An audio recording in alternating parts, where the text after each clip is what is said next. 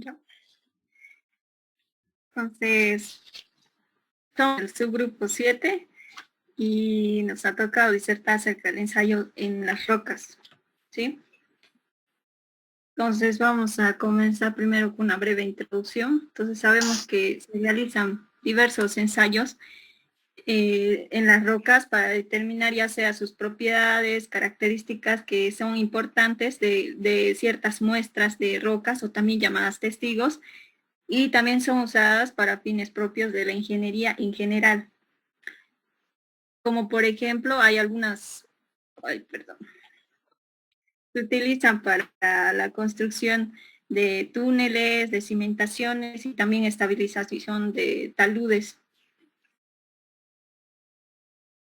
La mecánica de las rocas ha sido considerada como algo que está ligado con la seguridad porque es importante para reducir las caídas de las rocas, minimizar los daños al personal y también a los equipos que se utilizan al momento de trabajar, ya sea en diferentes obras de construcción.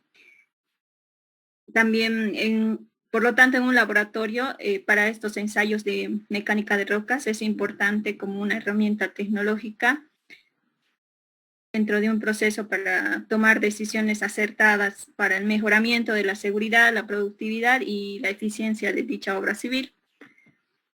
En algunos objetivos tenemos que conocer más acerca de los equipos y los ensayos que están disponibles en un laboratorio de rocas. También informar sobre los alcances de estos ensayos para sus respectivas aplicaciones en la ingeniería y proporcionar información sobre procedimientos de cálculo y la obtención de los resultados de cada ensayo. Entonces vamos a iniciar con el ensayo de compresión triaxial.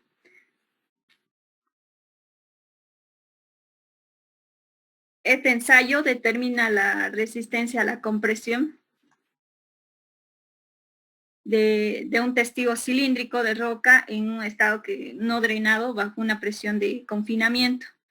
Este nos provee los valores necesarios para graficar la envolvente de esfuerzos de Moore y a partir de este calcular el valor del ángulo de fricción interna y la cohesión de la roca. En este ensayo de compresión triaxial, entonces la carga axial y su esfuerzo principal corresponden o simulan un esfuerzo principal mayor que actúa en la corteza de esfuerzo 1, mientras que la tensión radial producida por la presión hidráulica representa el esfuerzo principal menor, que está representado por esfuerzo 3. Cuando se indica un valor de resistencia a la compresión triaxial, se debe mencionar necesariamente la presión de confinamiento, en esta ocasión denominado P, que se aplica durante el ensayo, para encontrar esta relación entre el esfuerzo 1 y la función del esfuerzo 3, donde este esfuerzo 3 es la presión de confinamiento y el esfuerzo 1 es la resistencia a la compresión triaxial. Entonces se hacen varios ensayos y en cada uno de los cuales se aplican diferentes presiones de confinamiento.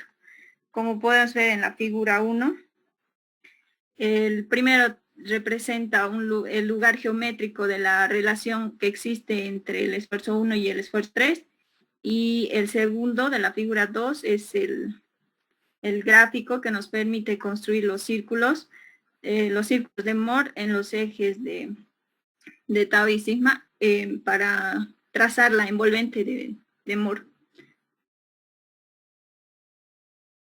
Para la descripción de la muestra, los testigos tienen que ser cilíndricos.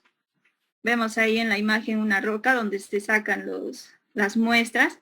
Como podemos observar, hay unos huequitos y estos son los testigos. Son circulares con una relación de longitud-diámetro entre 2 y 2.5. Esta relación entre el diámetro del testigo y el diámetro del grano más grande de la roca debe ser como mínimo de 10 a 1. En 2, la superficie de este testigo debe ser lisa, libre de irregularidades, con todos sus elementos alineados, sin desviarse más de 0.5 milímetros a largo del testigo. 3, las bases deben ser paralelas entre sí, sin desviarse más de 0,025 milímetros y perpendiculares con respecto al eje longitudinal del cilindro y sin apartarse más de 0,05 milímetros en 50 milímetros. 4. No se permiten que estos testigos estén cubiertos con otro material o que tengan un tratamiento superficial diferente al de una máquina refrendadora. 5. El diámetro debe ser medido con aproximación a 0,1 milímetro y ser el promedio de las medidas de dos diámetros perpendiculares entre sí y tomadas en tres partes del testigo, en la parte de arriba, del medio y la de abajo. La altura debe ser tomada con una aproximación al milímetro. Y 7. La condición de humedad del testigo puede tener un efecto significado en la resistencia que puede alcanzar la roca. Los testigos o muestras no deben ser almacenados por más de 30 días. Y para una buena práctica es tratar de conservarlos en condiciones de humedad natural hasta el momento que se vaya a realizar el ensayo. El número de estas muestras para realizar el ensayo depende del número de las diferentes presiones de confinamiento como las que uno desea realizar. El equipo. El equipo consiste en tres partes. Una celda triaxial una celda triaxial, un equipo de carga y un equipo para generar presión del confinamiento. El cuerpo de aquí se encuentra en la figura la celda triaxial para que podamos observar cómo se genera un esfuerzo sobre la muestra, y este cuerpo de la celda debe tener dos conexiones, uno para la entrada, dice, de aceite y otro para la salida del aire. También tiene que tener una chaqueta impermeable, flexible, de caucho, y debe tener el mismo diámetro que del testigo en esta partecita. El testigo queda dentro de la chaqueta totalmente rodeado por el aceite sin que éste penetre a la roca. Y dos platinas con asientos esféricos y dureza de, la marca Rockwell 58 HRC se colocan en ambos lados del testigo. Y el diámetro de estas platinas debe ser, se lo conoce como D, y el espesor de por lo menos de tercios, donde D es el diámetro de este testigo. Ahora, el equipo para aplicar y medir la carga axial es una prensa que se puede aplicar y medir la carga axial sobre el testigo con una capacidad de carga de 100 toneladas y sobre todo que cumpla los requerimientos de la norma STM 4. El bloque de asiento esférico de la máquina debe ser también retirado y las caras de la carga de la máquina deben estar paralelas entre sí. También se llega a utilizar un manómetro, como está en la figura, que nos permite observar y también registrar la presión de confinamiento que se mantenga constante. El procedimiento consiste en tres partes. Como sea, la primera es cuando la celda, como vemos en la figura anterior, cuando es ensamblada con el testigo instalado entre la chaqueta y las platinas. Este testigo, las platinas y los asientos esféricos deben estar bien alineados, y los asientos esféricos tienen que estar ligeramente lubricados como mencionábamos, con aceite. La celda triaxial se llena con aceite, permite que el aire salga por la conexión del escape, y debemos asegurar que la chaqueta no tenga ninguna fisuras ni huecos en cada ensayo, de manera que el aceite no llegue a penetrar la muestra. La celda se instalar en el equipo de aplicación de carga normal, y se llega a establecer la presión de confinamiento en el nivel predeterminado y se mantiene constante. Luego se aplica la carga normal y el máximo valor de carga axial y su correspondiente presión de confinamiento se tienen que llegar a registrar. y luego se repite el procedimiento para otro valor de presión de confinamiento. Entonces se hace lo mismo para tener diferentes presiones. Ahora los cálculos.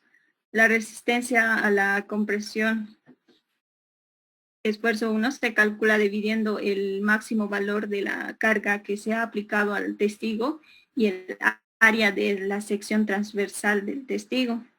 Estas presiones de confinamiento con sus correspondientes valores máximos de la resistencia a la compresión se llegan a graficar.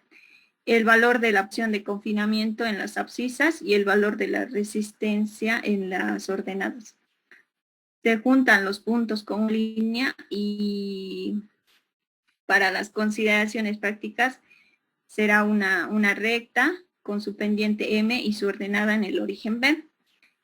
Con la pendiente y B tenemos el ángulo de fricción y el valor de la cohesión aparente.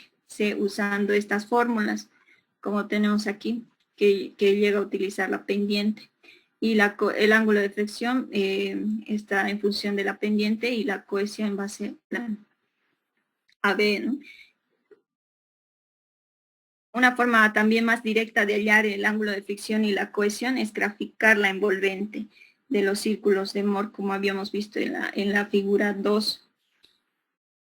También es necesario que el valor de la tracción indirecta y compresión simple, luego se traza una recta tangente a los círculos, y el ángulo que forma esa recta con el eje de las abscisas será el valor del ángulo de fricción, y la intersección de la recta con el eje de las ordenadas es el valor de la cohesión.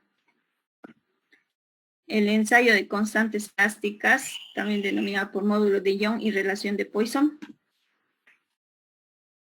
El módulo de Young y la relación de Poisson estiman el comportamiento de los esfuerzos y las deformaciones en el macizo rocoso. Estos valores se emplean generalmente en el diseño de las excavaciones en roca, donde se utilizan métodos numéricos. La elasticidad es una propiedad que se asume y posee todo material ideal y que algunas rocas presentan en mayor o menor grado, y para lo cual deben tenerse en cuenta tres factores principales, como ser la homogeneidad, la isotropía y la continuidad.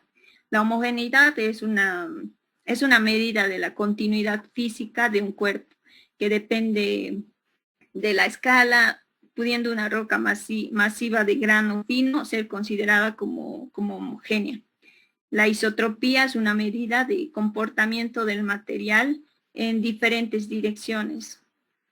El grado de isotropía de una roca define las diferencias o las diferentes reacciones de esta a la acción de fuerzas externas o internas. La continuidad se refiere a la cantidad de fallas y espacios porosos que poseen las rocas. Como un material, sabes que un material se comporta elásticamente cuando luego de retirar la carga aplicada recupera su estado inicial, es decir, la deformación es directamente proporcional al esfuerzo aplicado. Esta constante de proporcionalidad es el módulo de elasticidad o de Young. Y como vemos aquí la fórmula, donde es módulo de elasticidad, sin más el esfuerzo aplicado y la deformación unitaria axial. En un sentido mecánico, el módulo de elasticidad representa la rigidez del material, y este valor del módulo de elasticidad permite clasificar las rocas de esta manera, como está de tres maneras, como roca cuasi elástica, roca semielástica y roca no elástica o plástica, donde la cuasi elástica es para valores del módulo de elasticidad entre 6 y 10 por 10 elevado a la cuarta megapascales. Son de grano fino, masivo y compacto. La semielástica están entre 2 y 7 por 10 a la cuarta megapascales y se caracterizan por su grano grueso en las rocas ígneas de grano fino porosidad baja y cohesión media en las rocas sedimentarias.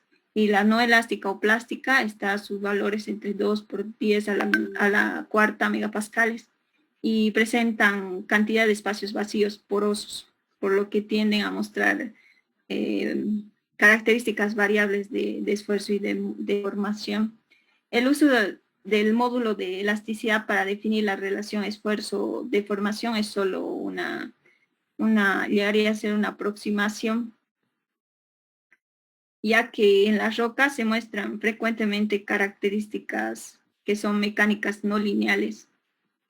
El otro parámetro importante en la teoría de la elasticidad es la relación de Poisson, como podemos observar en la fórmula, la cual representa la relación inversa entre la deformación en la dirección del esfuerzo aplicado y la deformación que llega a ocurrir en una dirección perpendicular a esta.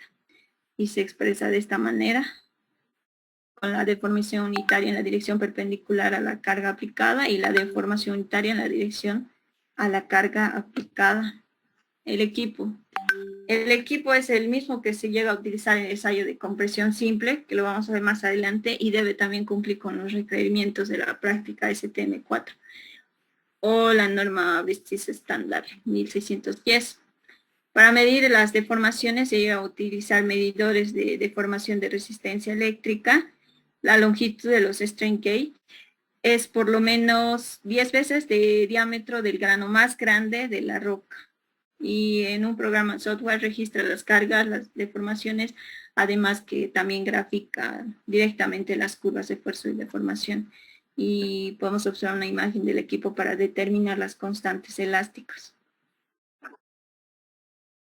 La preparación de los testigos.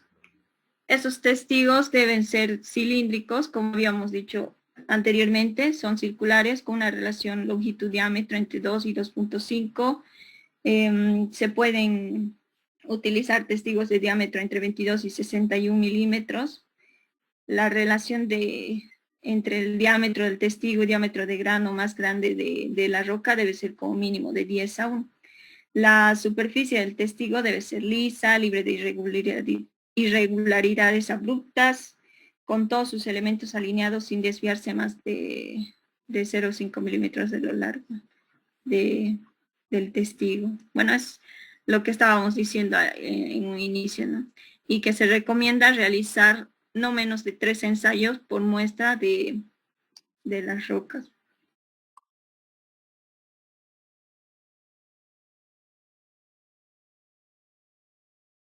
El procedimiento. El testigo se coloca en la máquina de ensayos, como habíamos visto en la figura, y se hacen las conexiones eléctricas necesariamente con la computadora. La humedad puede tener un efecto significante en la deformación de cada testigo, entonces se debe conservar en condiciones de humedad hasta el momento del ensayo. Un exceso de esta humedad puede llegar a crear problemas de adherencia y se requerirá un cambio en las condiciones de la humedad de cada testigo, que este llegue a ser seco. La carga sobre el testigo debe ser aplicada de forma continua y con una razón constante, de manera que la falla ocurra entre 5 y 10 minutos después de habérsele aplicado la carga. Y bueno, las cargas y las deformaciones axiales y diametrales son directamente registradas por el software a partir de las lecturas continuas de los strain gauges instalados sobre el testigo. Aquí tenemos otros cálculos, que es como la deformación unitaria axial y la deformación unitaria diametral. Estos son registrados directamente por el software, como habíamos mencionado, y en el inciso A, los valores de los esfuerzos y deformaciones axiales y diametrales se deben dibujar en un solo gráfico, que está aquí. Estas curvas muestran el comportamiento típico de las rocas desde una tensión inicial, 0, hasta la resistencia última de la roca, y es el módulo tangente. En el inciso B, el módulo axial de Young de un espécimen puede ser calculado empleando cualquiera de los siguientes métodos. Y estos dos se aplican a esta figura, que es el módulo tangente y el módulo promedio. Es medido a nivel determinado de carga, expresado como un porcentaje de la resistencia última, trazándose una recta tangente a la curva en ese punto. Por lo general se toma el 50% de la resistencia de la roca a la compresión uniaxial. Y en el módulo promedio es definido mediante la inclinación promedio de las partes relativamente rectas de la curva esfuerzo de formación. Y en el módulo secante es generalmente medido desde el esfuerzo inicial 0 hasta un valor esfuerzo prefijado, el que representa un porcentaje de la resistencia de la roca a la compresión, y también se acostumbra a tomar el 50%. A continuar, mi compañera desde aquí. El ensayo de compresión simple. Este ensayo permite determinar en el laboratorio la resistencia uniaxial no confinada de la roca o resistencia a la compresión simple. Es un ensayo para la clasificación de la roca por su resistencia.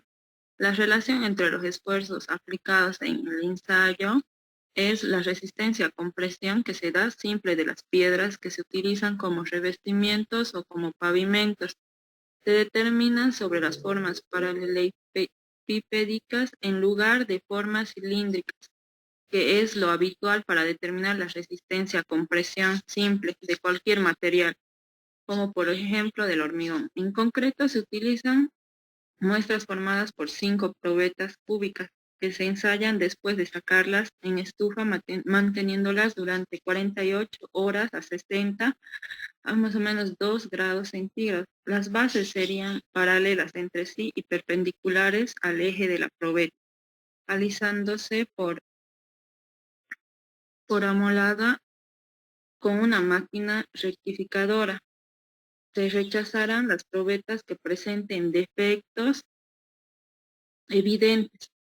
La planicidad de las bases se comprobará con ayuda de un papel de carbón colocado sobre una superficie perfectamente plana y sobre el cual se colocarán las bases de la probeta.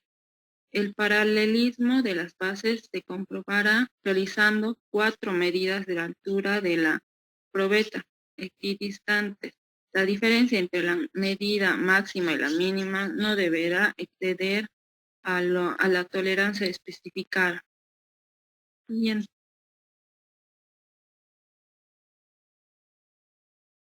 Siguiente.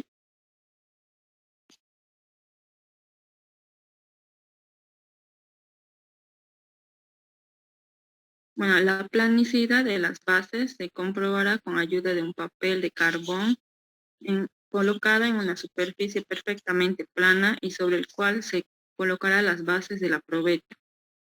El paralelismo de las bases se comprobará realizando 4 medidas de altura de las probetas equidistantes. La diferencia entre las medidas máximas y mínimas no deberá exceder la tolerancia especificada. Después de estos pasos que se mencionan, cada probeta previamente sacada y secada se coloca en el dispositivo de compresión, en el cual a su vez estará colocada entre los platos de la prensa. A continuación se somete a un esfuerzo continuando de compresión con una velocidad de carga de, por ejemplo, de 10 más un kilonewton, de que este pasará por una probeta cilíndrica de 5 centímetros de diámetro. Más o menos podría ser la área, que es, digamos, de 19.63 centímetros, que se corresponde aproximadamente a 2000 newtons por segundo entre las bases de la probeta y las placas de presión. No debe intercalarse ningún material. Esto es importante tomar en cuenta.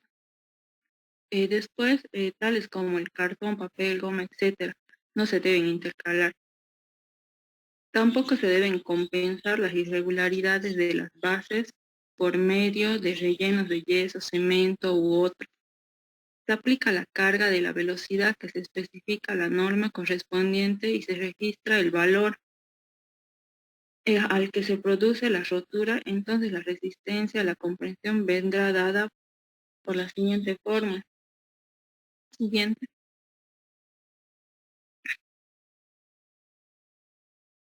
El procedimiento es el paso 1, concebir una idea general de la roca en cuanto a su litología y estructura. Paso 2, identificar las muestras. El paso 3 sería medir las dimensiones de la muestra para validar y satisfacer las condiciones del ensayo. Se recubre la muestra con una membrana cuyo fin será el de evitar que al momento de fallar la roca no salten fragmentos y dañen a las personas u objetos alrededor. Ahí tenemos que tener mucho en cuenta porque podemos causar daño, ya sea a uno mismo o a los materiales que están cerca. Se recubre la muestra con una membrana cuyo fin será el de evitar que al momento de fallar la roca no salten fragmentos en esa parte más que todo. Después se sitúa el testigo de tal forma que el pistón de la máquina quede paralelo a las caras transversales de la muestra. Una persona se encarga de medir la presión a la cual está siendo sometida la muestra mediante un manómetro conectado directamente a la prensa hidráulica.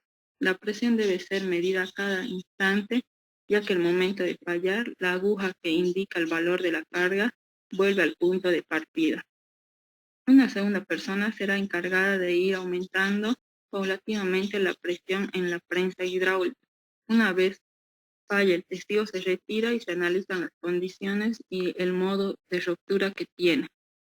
Siguiente. La resistencia a la compresión. La forma de la rotura varía con la naturaleza de la piedra y forma de la probeta.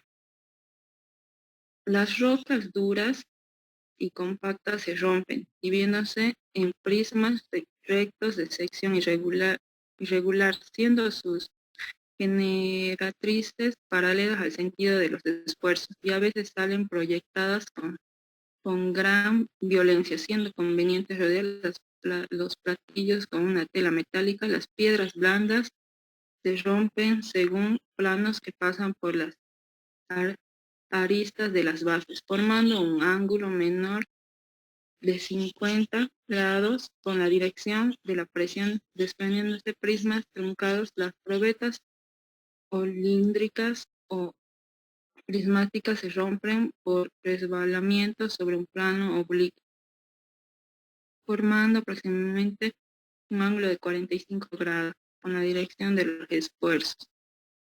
Si las muestras no son cubos perfectos, se recomienda calcular la resistencia a compresión simple equivalente mediante la siguiente expresión.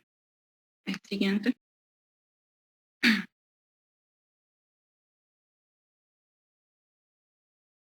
Donde RC es la resistencia a compresión simple obtenida en el ensayo, donde nos mostraba la anterior fórmula.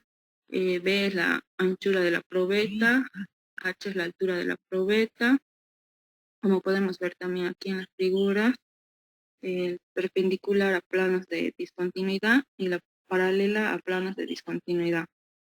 Esa es la resistencia a la compresión perpendicular y paralelamente a los planos de discontinuidad. Siguiente. El siguiente es el ensayo de tracción indirecta por el método brasilero.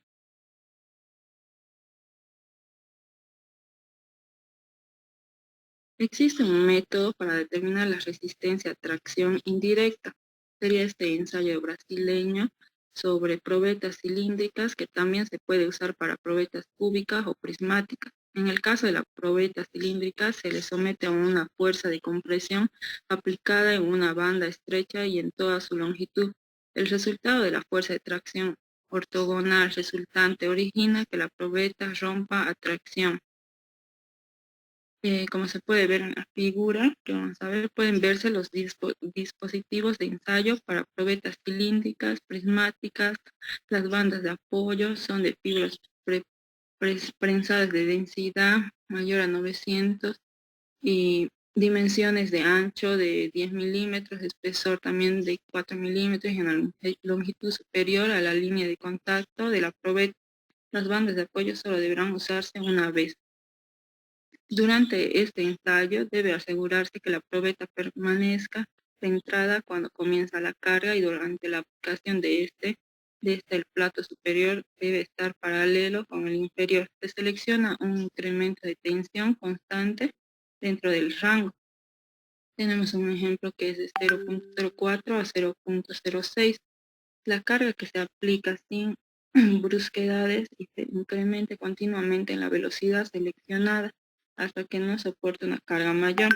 La velocidad de la carga requerida en la máquina de ensayo se calcula mediante la siguiente fórmula, donde R es la velocidad de incremento de carga en newton por segundo, L es la longitud de la probeta en milímetros, D es la dimensión de la sección transversal de la probeta en milímetros, S es el incremento de la tensión en megapascales por segundo, newtons por milímetro cuadrado por segundo. Siguiente. Aquí nos muestran un poco lo que estábamos explicando, las figuras, los dispositivos de ensayo para probetas cilíndricas y prismáticas. La resistencia a la tracción indirecta viene dada por la siguiente fórmula que nos muestran ahí. Después también está la disposición general del ensayo de tracción indirectas y detalles de las roturas que se dan. Siguiente.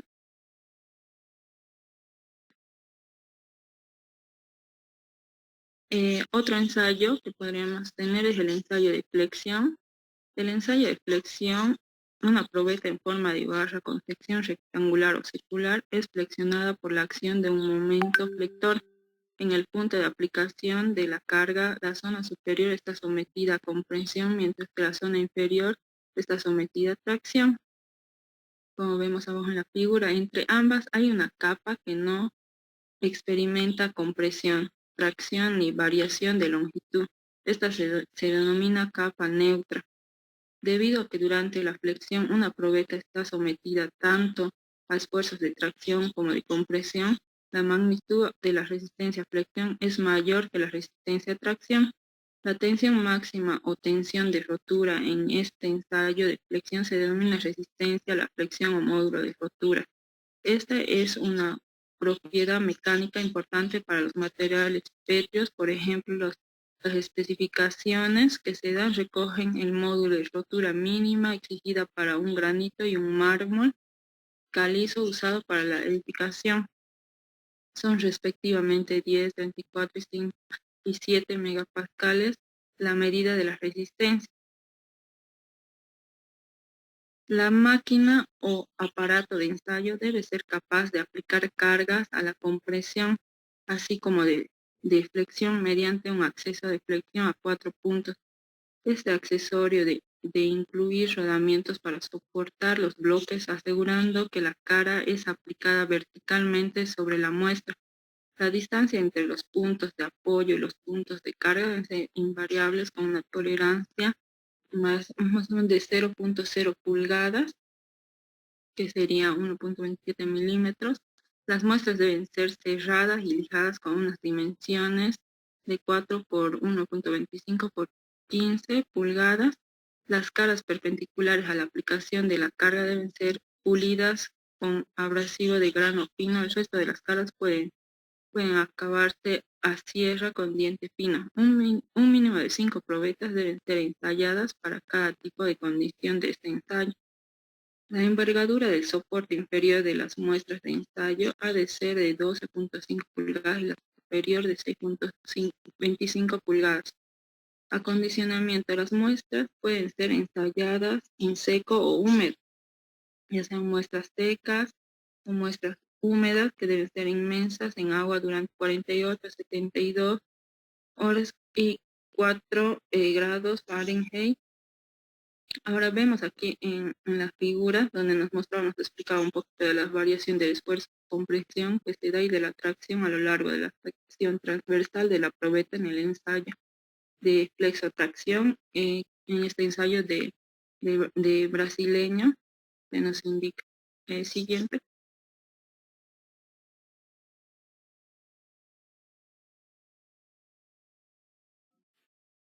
Yo voy a continuar ya con un ensayo de corte directo, que es otro método. El ensayo de corte directo tiene como finalidad encontrar el valor del ángulo de fricción residual en testigos de roca que han sido previamente fracturados. Este ensayo se puede aplicar en rocas duras o blandas y en testigos de roca que contengan planos de fallas o discontinuidades naturales o artificiales. Es necesario distinguir dos conceptos del ángulo de fricción interna y el ángulo de fricción residual, donde el ángulo de fricción interna actúa mientras la roca no ha fallado, mientras que el ángulo de fricción residual es el que actúa cuando ya se ha producido la falla. Ahí podemos ver en la imagen donde se muestra el esfuerzo normal, el esfuerzo de corte, el testigo y la discontinuidad. Aquí podemos ver donde se calcula el esfuerzo normal y el esfuerzo a corte de la siguiente manera. El esfuerzo normal sería igual a la fuerza normal aplicada sobre el área de la sección transversal de la probeta. O también el esfuerzo de corte es igual a la fuerza horizontal aplicada sobre el área de la sección transversal de la probeta. Conforme a cómo se van obteniendo los resultados, se puede ir realizando la gráfica de los esfuerzos versus el desplazamiento a su posterior análisis. Siguiente. Descripción de la muestra. Un molde especialmente diseñado para que encaje en el equipo perfectamente y que será utilizado para encapsular el testigo de una mezcla de concreto de secado rápido. Este molde consta de dos mitades que tienen la misma forma y dimensiones que la caja del equipo de ensayo. Ahí podemos ver la gráfica de esfuerzo de corte por el desplazamiento horizontal, donde inicialmente se comporta en forma elástica, es decir, el esfuerzo de corte reincrementa linealmente con dicho desplazamiento, cuando la fuerza que se opone al movimiento, que sería la fricción, es superada. La curva adquiere un movimiento no lineal y cae desde un valor pico en el cual el esfuerzo de corte alcanza su valor máximo. El esfuerzo de corte requiere para causar un desplazamiento a lo largo de la discontinuidad cae rápidamente y toma un valor constante llamado esfuerzo de corte residual. La siguiente. Para la preparación de los testigos, tenemos como primer paso se pueden emplear testigos cilíndricos o bloques de roca geométrica regular, de geometría regular. El testigo debe tener las dimensiones adecuadas para que puedan ser colocados en el molde. Los testigos no requieren ningún tratamiento superficial ni estar sujetos a condiciones de paralelismo. Como punto 2 tenemos seleccionar la discontinuidad o plano de falla a ser ensayado, luego preparar el testigo cortándolo en dos partes de 40 a 60 milímetros de longitud a cada lado de la zona seleccionada. Luego unir las dos partes con cinta adhesiva de manera que se tenga un solo testigo nuevamente. Se prepara una mezcla de arena, cemento, agua, de secado rápido y resistencia media. La proporción en volumen de arena cemento es de 2 a 3 y se emplea 700 ml de agua para la preparación del molde. Se coloca el sujetador de testigo sobre el molde y se coloca entre su alineado con la posición del plano horizontal de aplicación de la carga cortante en el eje de aplicación de la carga normal. Se ajusta el sujetador de manera que el testigo no se mueva en la posición deseada. Se cubre el interior del molde con una película de grasa para facilitar remover el testigo después del secado de la mezcla. Vertimos la mezcla en una mitad. Se remueven los lados del molde y se arma la otra mitad. También se retira el sujetador, al igual que la otra parte del La engrasamos y llenamos el molde con la cantidad suficiente de mezcla para que cuando se introduzca el testigo no sea necesario aumentar o retirar una cantidad considerable de mezcla, ya que el acceso será difícil. La mitad que contiene el testigo la volteamos y la colocamos apropiadamente sobre la mitad que acabamos de preparar. Luego ajustamos los tornillos del molde para asegurar el alineamiento requerido. Se añade o remueve pequeñas cantidades de mezcla con una paleta a través de la ranura. Se deja secar los moldes 3 días como mínimo. Luego se desmolda el testigo y se separan las dos partes cortando la cinta adhesiva. Entonces el testigo estará listo para ser ensayado.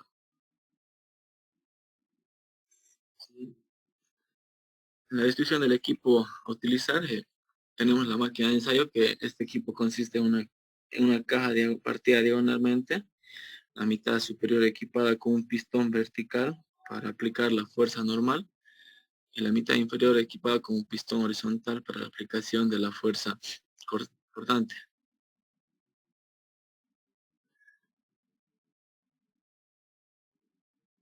La caja está diseñada para aceptar testigos de roca con dimensiones no mayores a 150 milímetros por 125 milímetros.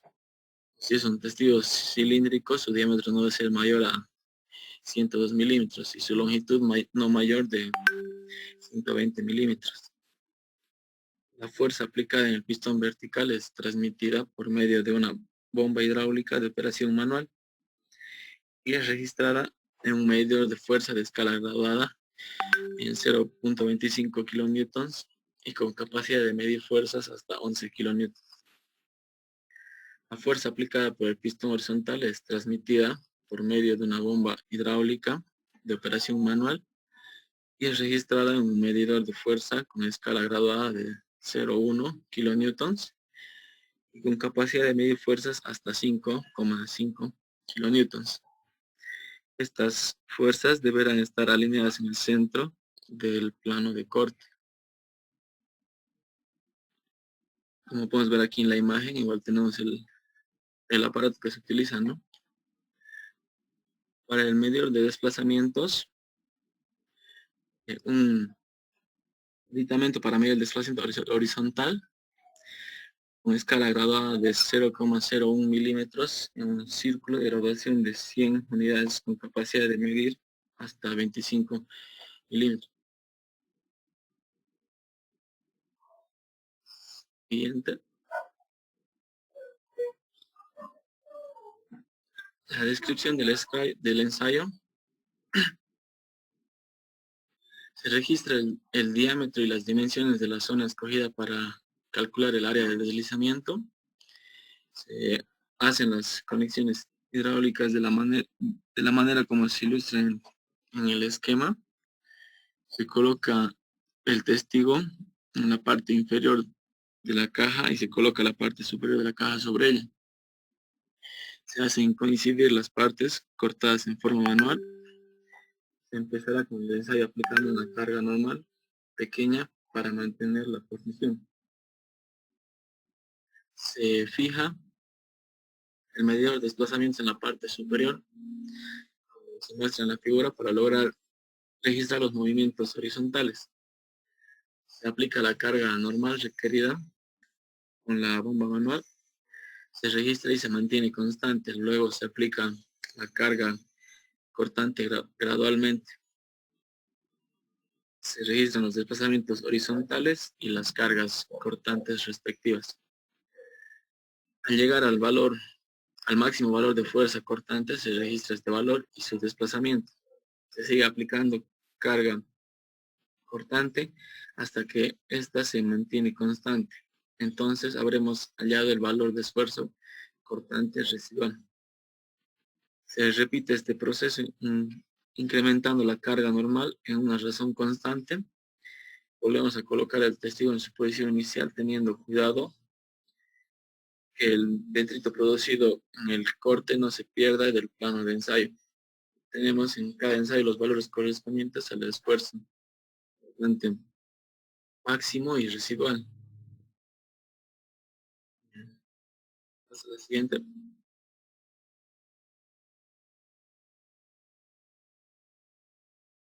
También tenemos otro ensayo que es el ensayo de carga puntual. Entonces el ensayo de resistencia a carga puntual es entendido como un ensayo índice para la clasificación de los materiales rocosos. También puede ser usado para predecir otros parámetros de resistencia mediante correlaciones. Este ensayo consiste en aplicar una carga concentrada sobre la muestra hasta que ésta se rompa, dependiendo de la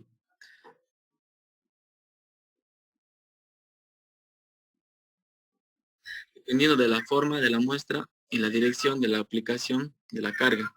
Se tienen diferentes modalidades de ensayo. Ensayo diametral, los núcleos a ensayar tienen una mayor relación longitud-diámetro. Ensayo axial, los núcleos a ensayar tienen una relación longitud-diámetro que varía entre 0,1 a 1. Ensayo de bloque, se ensayan bloques de 50 más o menos 35 milímetros. La relación alto-ancho debe estar entre 0,3 a 1. Uno de los parámetros más importantes a considerar en estos ensayos es que se proporciona cuando la resistencia es medida usando las probetas, la resistencia a compresión RSC, su valor puede ser usado para la clasificación que tenga de las rocas. La prueba de la carga puntual, también conocida como ensayo de Franklin, es un procedimiento en el que las probetas cilíndricas o un fragmento irregular de roca sometido a una carga a través de dos puntas cónicas accionadas por una prensa portátil hasta alcanzar el punto de rotura de la roca.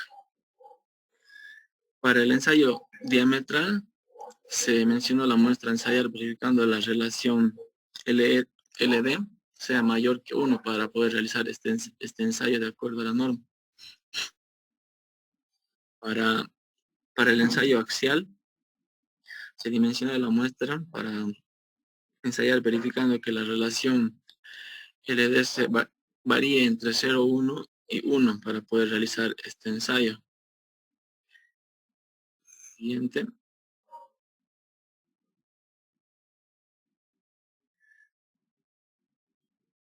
Descripción del equipo.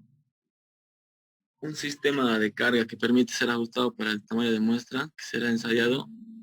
Este aparato posee dos puntas de forma de cono truncado a 60 grados y de 5 milímetros de radio en su extremo, mediante las cuales se transmitirá la carga puntual a la muestra.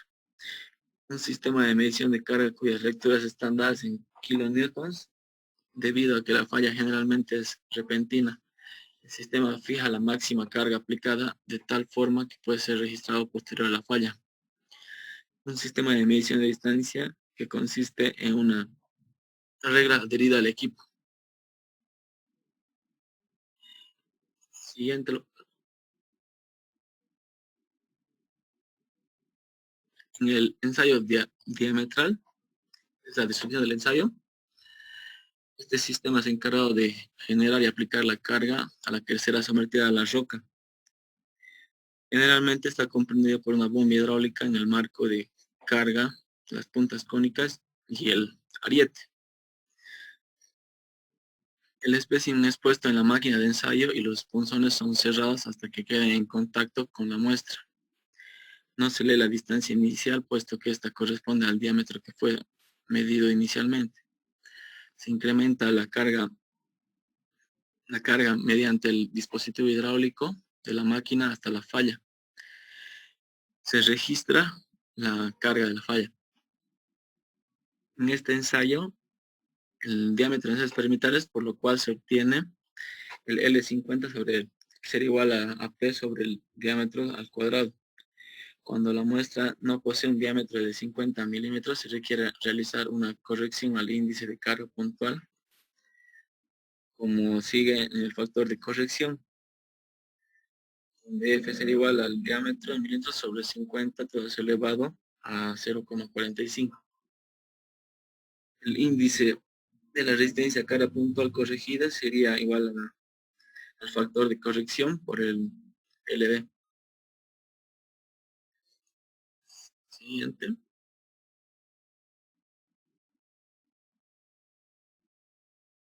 el ensayo axial se dimensiona la muestra a ensayar verificando la relación del Bessel que varía entre 0,3 y 0,1 para poder realizar este ensayo de acuerdo a la norma. El espécimen es puesto en la máquina de ensayo y los punzones son cerrados hasta que quede en contacto con la muestra. Un poco se lee la distancia inicial. Se incrementa la carga mediante el dispositivo hidráulico de la máquina hasta la falla. Hasta que se encuentra la falla se registra la carga de falla.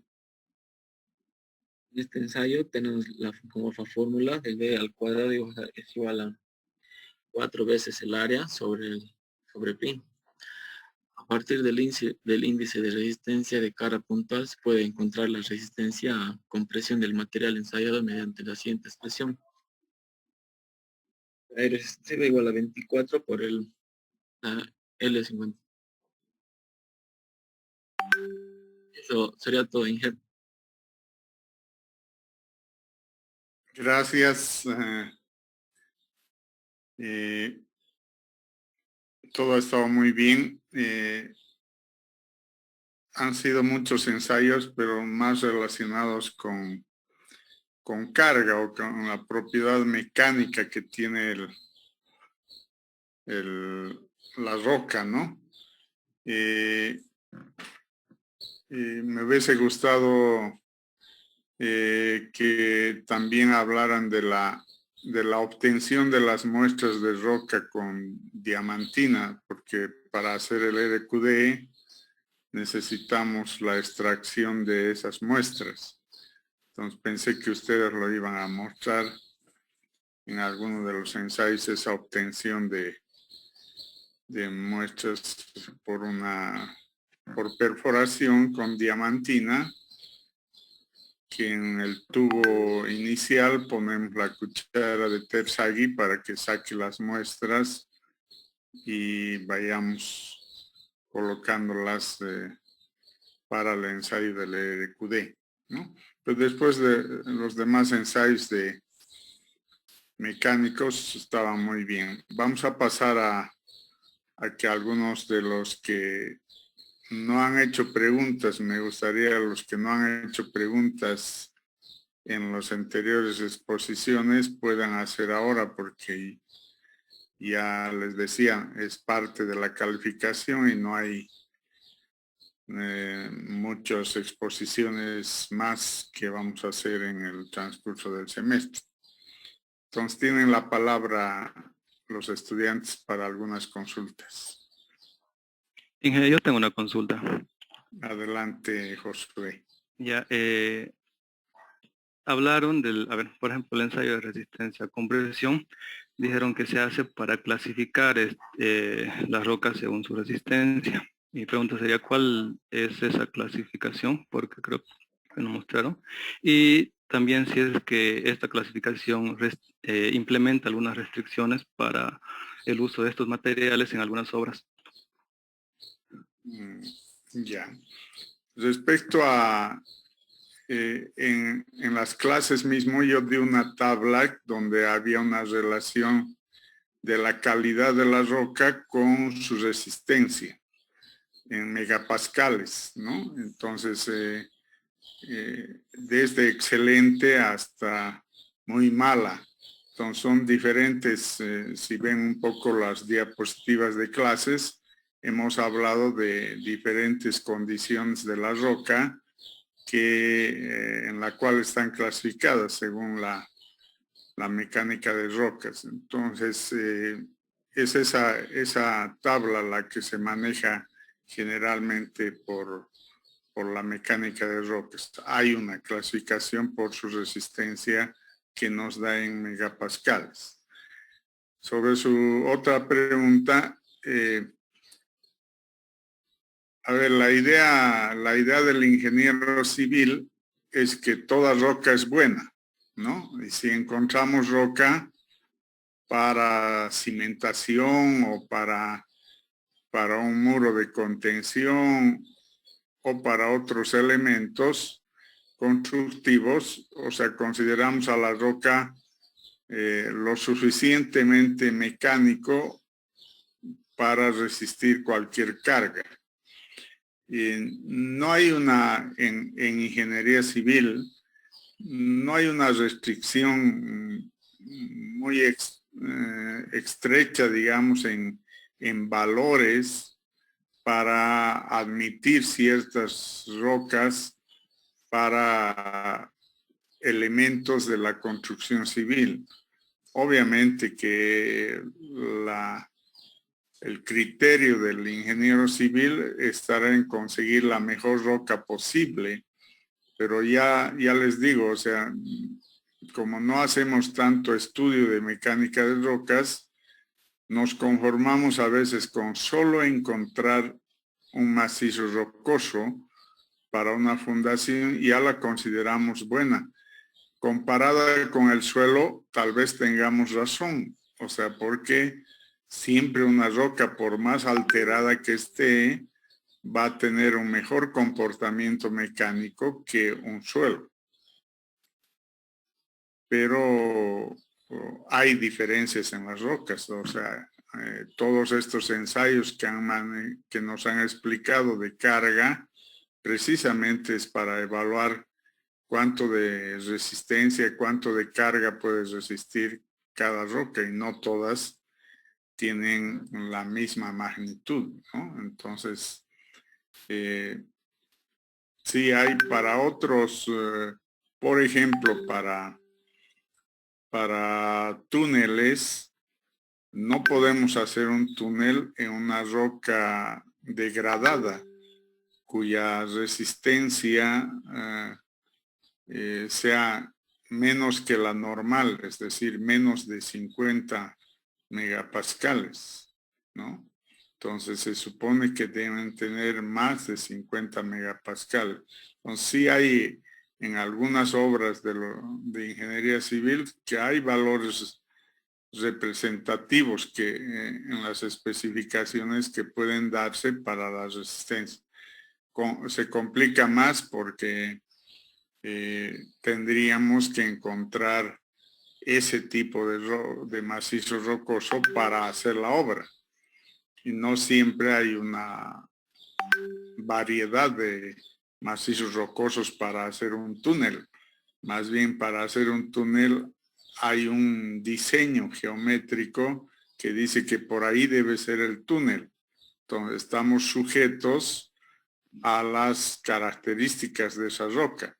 Ahora, si nos encontramos con problemas en la roca, tiene que haber otro tipo de soluciones a ese macizo rocoso que no va a ser seguramente en toda su extensión, sino, por decir, puede haber una excesiva microfisuración o fisuración de la roca que puede dar lugar a corrientes internas de agua y que puedan perjudicar a la obra civil o tener el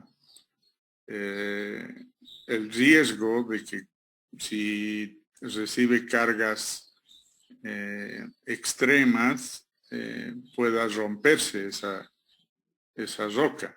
Entonces, algo parecido ha ocurrido en el túnel de Alarache, ¿no? Que, o sea, se ha derrumbado porque no habíamos previsto en el diseño la magnitud de la carga que llegó al macizo rocoso.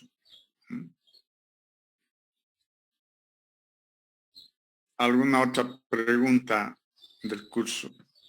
¿Quién era el que preguntó eso? Por favor, su nombre. Es Josué Aruchari, ingeniero. Ya. Inge, también completando lo que decía mi compañero sobre la tabla, los valores extremadamente blanda sería en megapascales menores a 1, muy blanda sería de 1 a 5 megapascales, blanda es de 5 a 25 megapascales, moderadamente blanda es de 25 a 50 megapascales y dura es de 50 a 100, muy dura de 100 a 250 y extremadamente dura sería de 250. Perfecto. Inge, Adelante, adelante. Inge, una parte del ensayo, del primer ensayo que explicó, dijo mi compañera que en 2 platinas con asientos esféricos y dureza, eso quiero que me explique Inge o la compañera, dureza de Rockwell 58 HRC. No sé si me podrían explicar. A ver si el grupo, la que expuso eso, si tiene algún detalle de las platinas.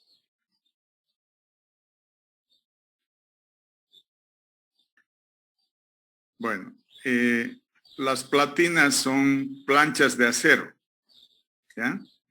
Planchas de acero. Entonces, lo que se hace en la prensa es ponerle un encamisado, se llama, o sea, en palabras vulgares de los laboratoristas, es ponerle un encamisado a la muestra de roca para que esté confinado. Lo que queremos es estar confinado. Se darán cuenta en las probetas de hormigón que han hecho en laboratorio, las probetas de hormigón están confinadas porque la mezcla se prepara la probeta dentro del confinamiento de la probeta. Entonces lo mismo queremos hacer en la roca, pero como la roca puede extraerse de un determinado tamaño, no hay probetas para las rocas, sino más bien se trata de cubrir con un material que resista el confinamiento de esa muestra, y esos son las platinas, que son planchas de acero, delgadas por supuesto, que son manejables para acomodarlas a la muestra. Sí, Inge, esa parte donde dice, decía dureza de Rockwell 58 HRC. Es una especificación de los elementos de platina. Casi generalmente aquí no manejamos mucho porque no producimos elementos de acero, ¿no? Casi todo compramos el acero estructural de otros países, pero ya pronto va a haber acero boliviano. Entonces, no solo va a haber acero estructural, va a haber todo tipo de elementos de acero. Entonces, ahí tienen que basarse en una normativa. No sé si utilizaremos la norma alemana, la norma francesa o la norma de Estados Unidos. Dependerá cómo quieren en la fábrica basar su producción, y ahí aparece esto, lo que ha escuchado a su compañera de las platinas, es la normativa que está establecido para Europa, ni siquiera es para Estados Unidos, es para Europa la que ha manejado su compañera.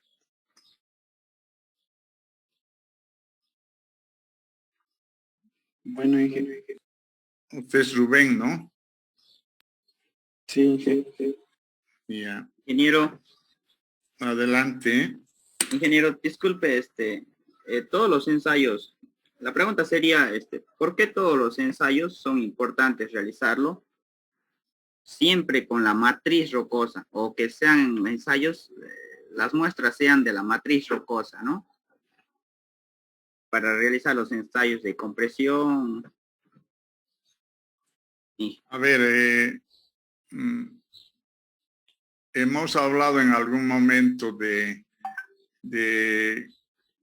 cómo se pueden ser alteradas los macizos rocosos, y la alteración que sufre un macizo rocoso es superficial, ¿no? No es al núcleo del macizo rocoso, sino a la parte superior, por efectos climatológicos de agua, de aire, de viento, de calor, etcétera. y por eso se recomienda que las muestras no correspondan a la parte superficial, sino al macizo rocoso, porque en realidad en mecánica de rocas hablan mucho del ideal de tener muestras inalteradas.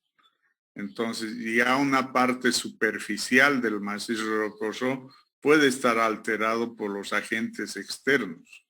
En cambio, en el núcleo del macizo rocoso seguramente está inalterado. Entonces, la idea es sacar ese tipo de muestras. En la fotografía que nos mostraban que iban a sacar las probetas de muestras no de la parte superficial, sino del interior del macizo rocoso, ¿no? Entonces, que era un pedazo del macizo rocoso, no era el macizo rocoso entero, pero era una parte, pero a esa parte inclusive no le pedían de la superficie, sino al interior del macizo rocoso. Gracias, Inge. ¿Alguna otra pregunta? Buenas tardes, ingeniero. Tengo una pequeña consultita, disculpe. ¿Cuál sería el método más óptimo para mantener el material, la muestra, en su estado de extracción? Digo, más cercano a su estado de extracción. O sea, todas las extracciones de muestra en roca, tratamos de obtener muestras inalteradas. Y para conseguir las inalteradas es utilizar una diamantina para cortar la roca, ¿no? Y a través de esa diamantina poner un tubo de cuchara de Terzaghi y con esa ir sacando por segmentos pedazos de roca inalterados. Después se saca el tubo y se empieza a abrir para ponerlos rápidamente en una bolsa para que no pierda humedad, no esté afectada por agentes externos, y esa es la ideal y lo que normalmente hacemos nosotros también, o sea, para túneles, para galerías, para algunos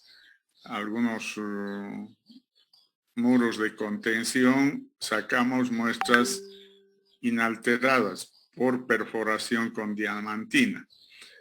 Hay también otro tipo de perforación y que saca solo trozos, no saca los trozos inalterados en una cuchara de Terzaghi, sino saca trozos porque tiene una diamantina en zigzag, digamos, y va sacando, como cortando la roca y sacando a la vez esas muestras pequeñas hacia afuera, y ahí se van tomando. Dejan de ser inalteradas, pero también sirven para ciertos ensayos que se pueden hacer. Ahora, los ensayos que han mostrado sus compañeros, la mayoría están referidos a ensayos de carga, ¿no? A los esfuerzos que resiste un macizo rocoso o elementos del macizo rocoso. No son las únicas, o sea, han debido encontrar otros ensayos que no los han mostrado, como para mostrar las propiedades físicas, por ejemplo, de la roca, o las propiedades químicas de la roca, o algunos otros elementos de permeabilidad, de compacidad, cosas que no hemos visto con interés nosotros, sino porque lo vemos al macizo rocoso como un elemento mecánico. Entonces, seguramente el grupo también no le ha dado tanta importancia a otras propiedades. No sé si alguien del grupo nos puede explicar si entre su investigación de bibliografía han podido encontrar otros tipos de ensayos. Sí, claro, Inge, precisamente esos, los que mencionaba usted, era acerca de las propiedades físicas de las rocas, ¿no? Hay ensayos de densidad, porosidad, permeabilidad y también dureza. Entonces, esos ensayos más que todo es para ver esas propiedades físicas. En el ensayo de densidad, para poder ver la porosidad, ¿no?, de la roca, y en la absorción igual de la humedad. Entonces, más que todo esos ensayos, como ya habíamos visto igual en algunos laboratorios, entonces, más que todo son propiedades físicas. Lo que nosotros nos queríamos centrar era en las propiedades mecánicas, ya que estaba más relacionado a soportar las obras civiles, más que todo, y los ensayos químicos, más que todo, se utilizan para la ingeniería de minería. Entonces, hemos visto varios ensayos y queríamos como no ponerlo todo, ¿no?, sino que solo basarnos en ingeniería civil y en la parte de carreteras o la mención vías que nosotros estamos llevando. Muy bien, Adriana. Esa es la respuesta, Hugo.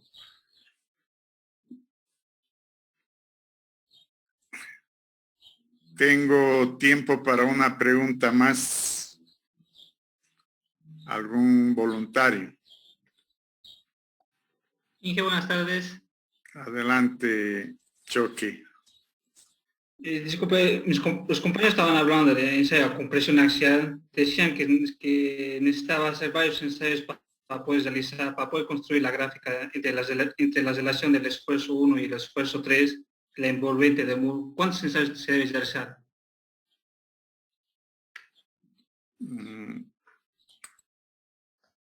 A ver, ¿alguien del grupo quiere contestar o no han visto esa parte?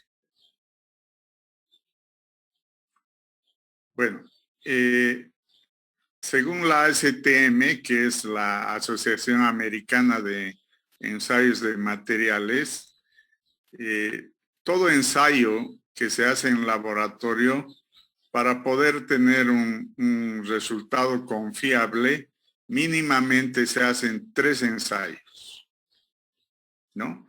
Un solo ensayo no es confiable, porque el valor que saca, usted le daría certeza a ese valor sin compararlo con un segundo ensayo.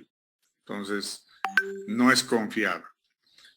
2 ensayos sí serían confiables si los 2 salen de igual valor, pero hay una otra probabilidad de que los 2 salgan diferentes valores de resultado. Y entonces usted no sabría cuál es el verdadero.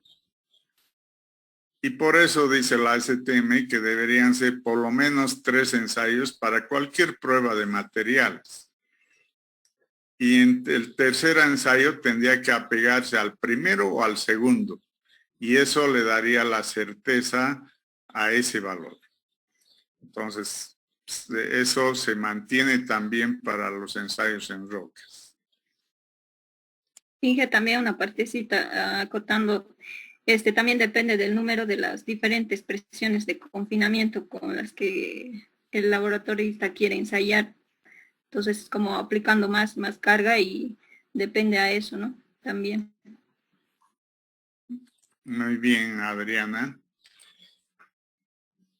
Bueno, lamentablemente nos hemos ocupado toda la hora y media de la clase, así que vamos a concluir con esto. Le pido al grupo, como hemos hecho con las demás exposiciones, poner la exposición en el grupo de WhatsApp para que todos la tengan a esta exposición y puedan volverla a ver la exposición para tener un poco más claro. Es algo que no lo tenemos en otras materias. Ya sabemos que todo lo que estamos hablando de rocas es un poco para mejorar el conocimiento de un elemento que lo vamos a ver en nuestra vida profesional. Así que ese es el interés de hablar de rocas, ¿no? Entonces, les pido al grupo que pongan la exposición en el grupo de WhatsApp y con eso terminaríamos esta clase. No hemos empezado lo que pensábamos empezar, la estabilidad de taludes, pero nos vamos a dedicar la siguiente clase exclusivamente 2 o 3 clases a hablar de estabilidad de taludes. También tenemos en medio una exposición sobre estabilidad de sobre ensayos en la estabilidad de taludes para complementar, ¿no?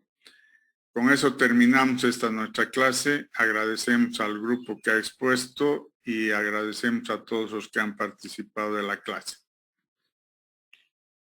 Hasta luego, hasta luego. Gracias, Inge. Hasta luego. Hasta luego, hasta luego. Ingeniero.